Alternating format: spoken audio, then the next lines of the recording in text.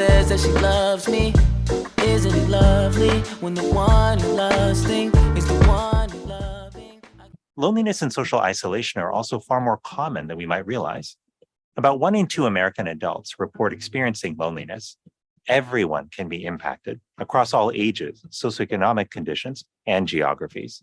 This widespread disconnection presents profound threats to our health and well-being. Social connection is as fundamental to our mental and physical health as food, water, and sleep.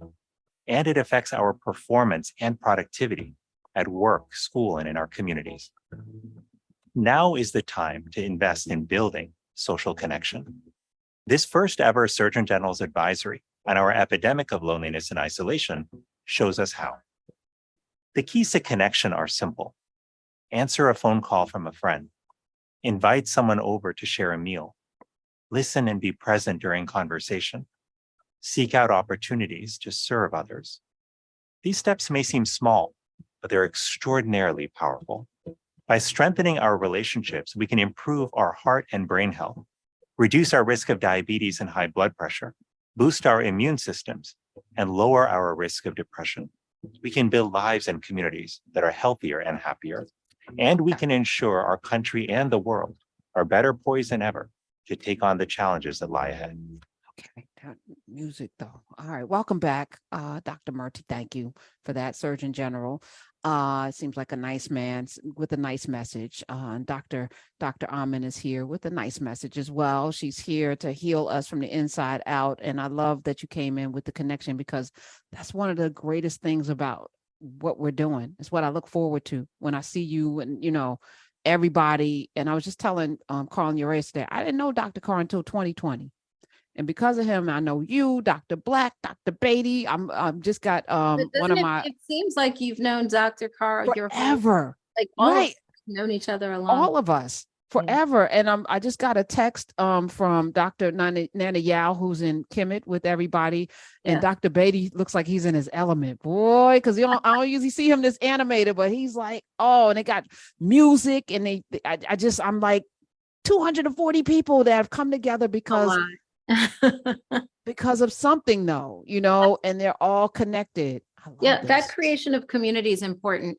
And I'm glad you were able to play that clip from Dr. Murty, because in as much as, hard cases like you and I might be like, people schmeeple. But a lot of that is because when someone is of service and gives a lot of themselves, especially in communication with a lot of people, it doesn't mean you're not lonely, and it doesn't mean you don't have a level of isolation. It means that sometimes you're overwhelmed. It's just a lot. It's a lot. I'm sure it's a lot for you. I think about you all the time with, being on the air 5-6 days. It's a lot. It's a lot to do. So for anyone, right, this idea that loneliness can lead to cardiovascular issues, dementia. I mean, this is a big deal, because they're saying it actually can affect your health more adversely than obesity. So you smoking cigarettes. He said smoking cigarettes and obesity. Absolutely. And so we've been trained in this culture to see these very physical things that we can witness as issues, right? As wellness issues. These are medical issues. But the idea that loneliness, which cannot be quantified, right? So isolation can, right? Isolation means the number of people that you're exposed to every day or within a certain period of time. But loneliness is subjective. It's a feeling that someone has. And a lot of times we don't even realize we're feeling that. We may be irritable. It may show signs of we're sleeping too much or not sleeping enough, or we're restless. This has everything to do with it, or just sad, and we can't figure out why we have a general feeling of ennui, as the malaise. French, right? Yeah. It's like everything has been colored with some gray colored glasses, and we just can't figure it out.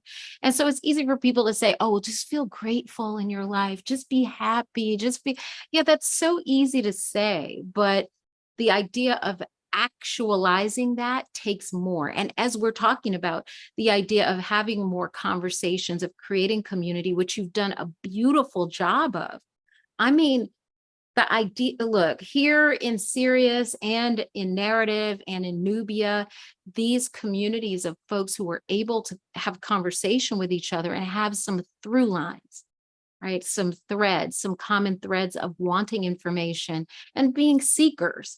That is really important. I mean, look at 240 people are in Kemet, like 240 people in each. Crazy.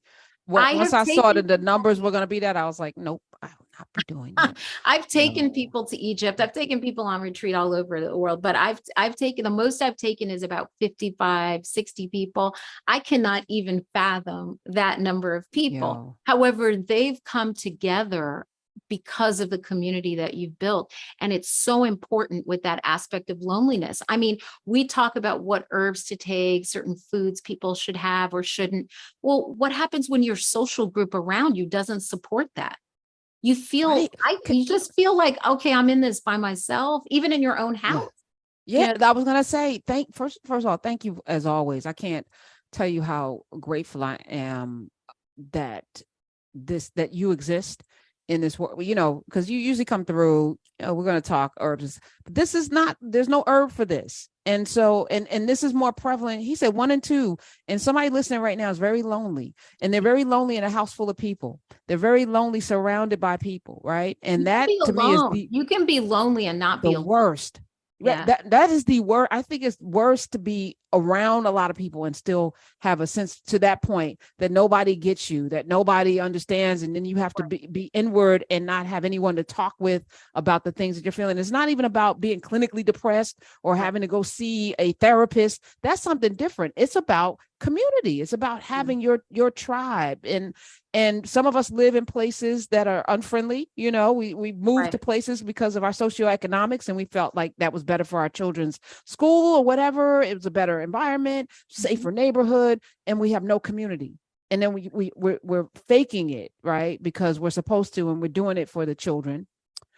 But that right there, if that's you, call us 866-801-8255. I have no solution. But maybe Dr. I have zero solution. Well, we having conversations with folks. You know what I find works for me, because I am a forced extrovert. I actually am an introvert. You too, Professor Hunter. I'm actually an introvert. I think they know. The cat's out of the bag. I don't know who's capturing cats and putting them in the bag. Yeah, who is doing that? Like, think about the cat's in the bag, and now the cat's out of the bag. What was there like a nursery rhyme where somebody? I don't know who was catching cats, but I never thought about that. Maybe it's a metaphor for something. It's probably something that really happened. So when we look at somebody who is introverted, we are looking at somebody who may not start conversation, may not create community in a certain aspect, because they may be a little more quiet and or guarded. And then forced extroverts may appear that they're very gregarious, when the reality is that when left to their own devices, they kind of come inward like a turtle. They just come inward. So then we also have extroverts who apparently are like, hello, my baby, hello, my, in every crowd, but they still can be performers on the outside, but lonely inside. Right. So we see that a lot with actors, performers, a lot of people who are in those scenarios. Everyday life brings that to us. So the idea of having convos is important. I know that I have some friends, and I don't count very many friends. And those are people to whom I would reach out and just say, hey, how you doing today? Even if it's just a text, or here's something funny, I thought about you because you're bananas, or whatever, or pick up the phone at least once a week and just talk to them, because we don't use our voices anymore. Everything is a text, it's a WhatsApp, I'm sending you a meme, and it's not the same as a conversation. I love the act of service that he talked about, doing something for someone else. Nothing can ever supplant that feeling. And so that creates community. When I see I have a neighbor and they need something, I'm going to be of service as much as I can and give of myself. And then we've created that community in that process. So I like doing that a lot. Professor Hunter, do you have a practice for less loneliness in your existence? Well, no, I don't. I Today's a I'm day. actually no. I'm actually looking for, I was feeling overwhelmed because, to your point, there are a lot of people, and I put myself in that situation. So my anecdote was to fill my life with things to do for people. Right. And now I think I'm at a tipping point. You don't I'm have to doing tell too much. me. Oh, You don't I'm have at to. a tipping point. So I'm about to unplug everything and go on a retreat of no talking for like 6 months in Costa Rica. I think I'm going to do that and just Yeah. leave I for could a see period of time. that. Like, I could see that lasting about 5 minutes. But what I yo, yeah, no, I just said this to somebody. I said people, because people judge people based on what they are, what their capacity is.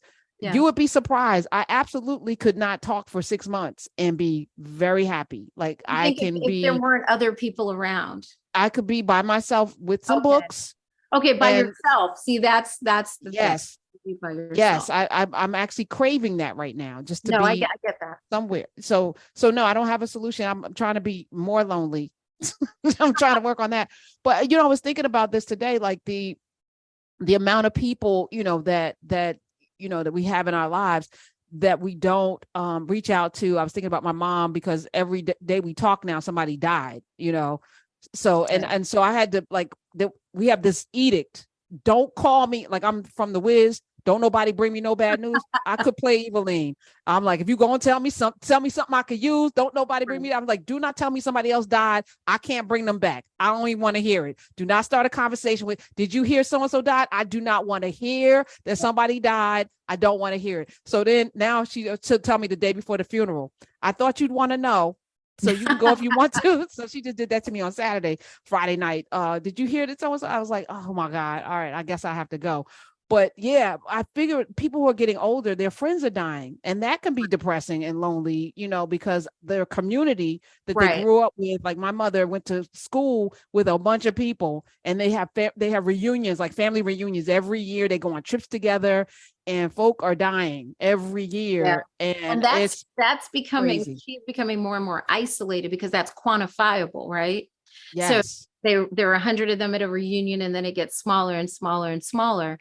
And her feeling of loneliness could be exacerbated a bit if she were in touch with other individuals. So she solved that. She got married and then moved, and then got a whole new community. Yeah, my mother's not playing. My mother's not playing with loneliness. I just want to, she's a model for I like it. That's a perfect antidote. So as we get older and lots of our friends are passing away or whatever the case is, we can add more people. It's possible, the whole no new friends. It's not, that doesn't have to be the way that we function. And a lot of times we become recalcitrant. Like, we just do not want to make any more new friends. We feel like there are more people going to ask us for things or whatever. But the truth is that we are not, people who are in their 40s, 50s, 60s are not in your 20s and 30s.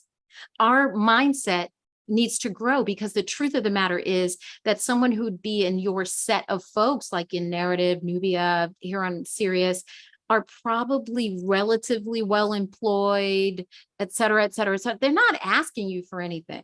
You don't have to run for that. They want to borrow $20. People are seeking community, and that's in general that you're going to find that this is your water level, and there's an opportunity. I have a dream, because I watched Dr. Sori's build a community in Somerset, New Jersey, and now we're seeing campuses invite older folk onto the campus in that kind of assistant living with college age kids.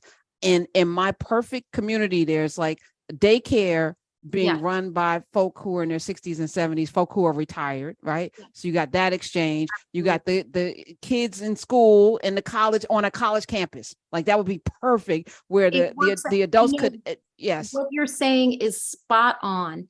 In this loneliness study that they've done, what what has happened is they're realizing that we may think that the elders in our community are the loneliest, but the truth of the matter is that the youngest, like teenagers and adolescents, are actually the loneliest. Even though you think they're on their phone, they're talking to people all the time, they're really not.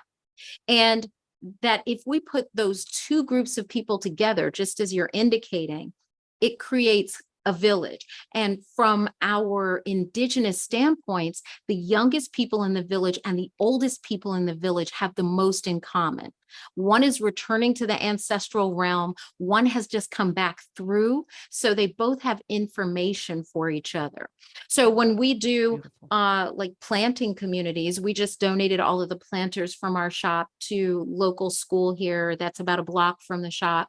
And we do classes with children. Elders are going to be there. Elders are always there when I'm doing classes because they have information to exchange. And it creates this bond. Look, when you have children, children are asses, like they're the worst. And so like when you are the parent, it is very difficult and fraught relationship with your child. A lot of times that push and pull around that adolescent teenage year. But the elder is one step away. Like how countries that border each other will fight, but then the one on the other side, they're good. So it's the same thing.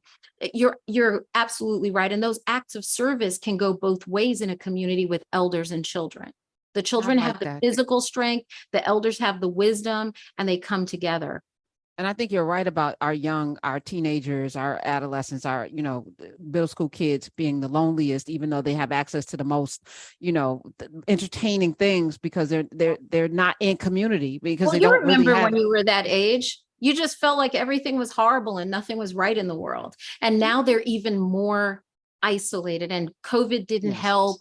They just lost a lot of their social skills. So this is an opportunity for us to build that back.